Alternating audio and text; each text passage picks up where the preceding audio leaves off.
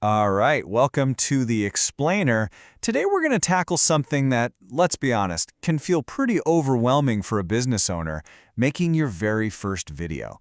We are going to break it all down, step by step, so you can go from just an idea to a finished product.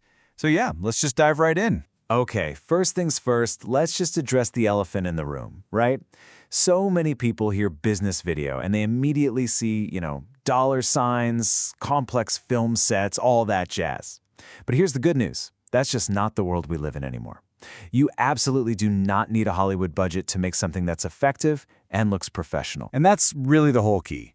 You got to stop thinking of it as this one giant, scary project. This quote here, it really nails it. It's all about breaking it down into smaller, totally manageable steps.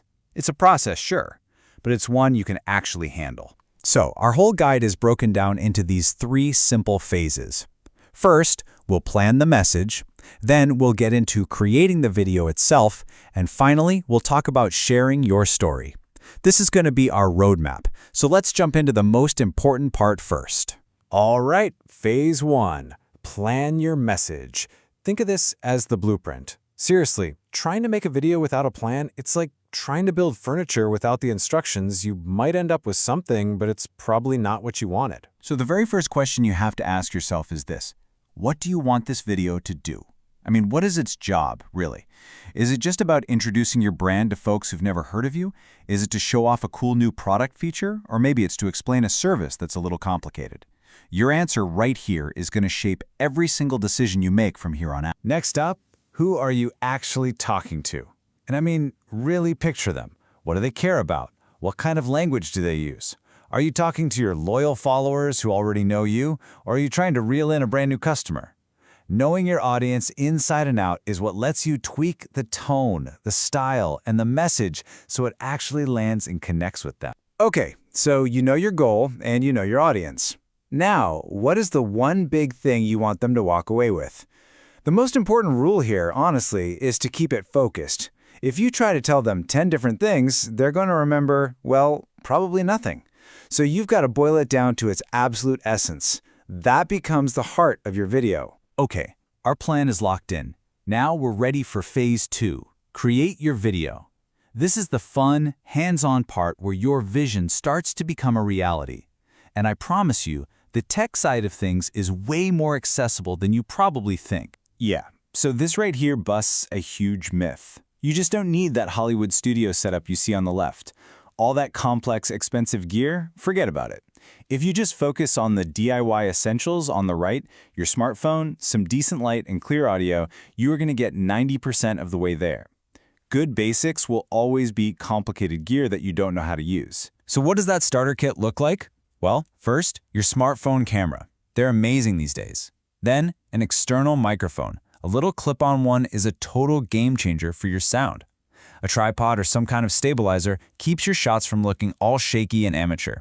And for lighting, honestly, a big window with natural daylight coming through is one of the best tools out there. And hey, it's free. Look, I really can't stress this enough. If there is just one area where you should focus your attention, and maybe a few bucks, it's your audio. People will forgive video that's a little grainy, but they will not put up with sound that's muffled or scratchy or hard to understand. They'll just click away. Clear audio is absolutely 100% non-negotiable. Okay, here's a term you're going to hear a lot: B-roll. All it is, really, is the extra footage you shoot that supports what you're saying.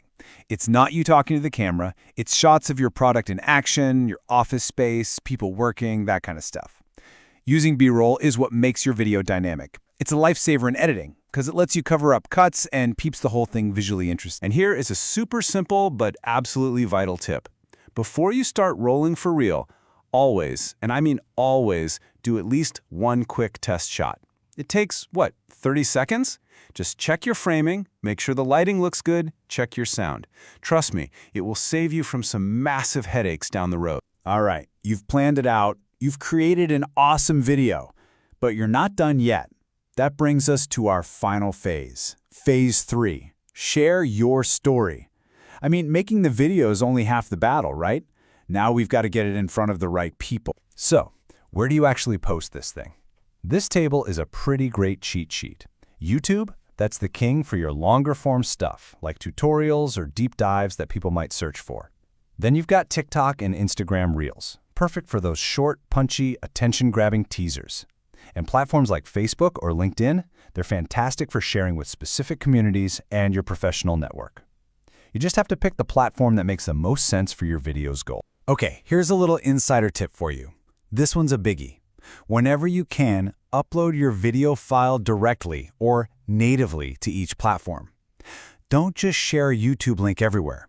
The algorithms, especially on places like Facebook and LinkedIn, they really prefer native uploads. And that usually means you'll get much, much better reach. And this is all about working smarter, not harder. Don't just post your video once and let it disappear. Repurpose it. That 10-minute tutorial you made, that can become 5 one-minute tips for Instagram. The key point you made? Turn them into a blog post or a cool graphic. Use the most exciting clips as teasers to drive traffic back to the full thing. You want to get as much mileage as you possibly can out of all that effort. So we've covered the how-to, but there's one last thing that kind of ties it all together, and that's your mindset. Look, it's totally normal to feel nervous or a little unsure when you're just starting out. Building that confidence is really just part of the process. So if you only remember one thing from all this, let it be this. Focus on your message, not on being perfect. Authenticity is a huge deal these days. A clear, helpful message that you deliver with genuine passion will always connect better than some slick, corporate video that just feels empty. And just remember this, okay?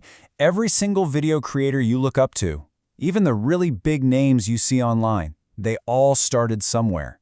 They all started right where you are now, at the very beginning. I guarantee you they made awkward videos, they had bad lighting, they stumbled over their words. The only difference is they kept going.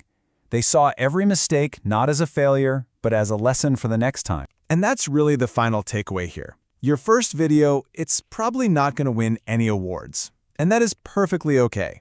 The goal of your first video isn't to be perfect. The goal is just to make it. It's all about taking that first brave step forward and getting the ball rolling. So, we've laid out the plan, we've talked about the tools, and we've got the right mindset. We've accepted that it's not going to be perfect. The only thing left to do now is to start. So my question for you is, what story are you going to tell first?